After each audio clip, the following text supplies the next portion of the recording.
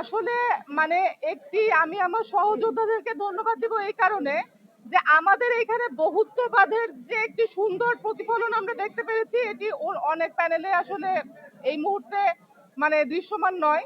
এজন্য আমি আমার সহযোদ্ধাদের প্রতি খুবই মানে গর্বিত।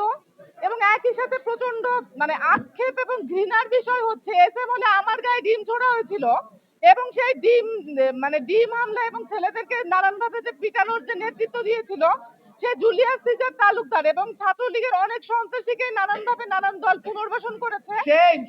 তাদেরকে বিশ্ববিদ্যালয় প্রশাসন যে হচ্ছে মানে নির্বাচন করার অনুমতি দিয়েছে কোনো বিচারিক প্রক্রিয়ার মধ্যে তাদেরকে না এনে, এটিকে আমরা তীব্রভাবে ঘৃণা ভরে প্রত্যাখ্যান করছি। এবং একই সাথে মুক্তিযুদ্ধের গৌরব এবং 24-এর যে সংগ্রাম, সেই সংগ্রাম এখনো শেষ হয়ে যায়নি। আমরা মনে করি আমাদের বিপ্লব এখনো চলমান। সেই বিপ্লবকে মানে আরো বেশি শক্তিশালী করার জন্য আমি সবাইকে অনুরোধ করবো আমাদের এই প্যানেলকে জয়যুক্ত করার জন্য। ধন্যবাদ সবাইকে।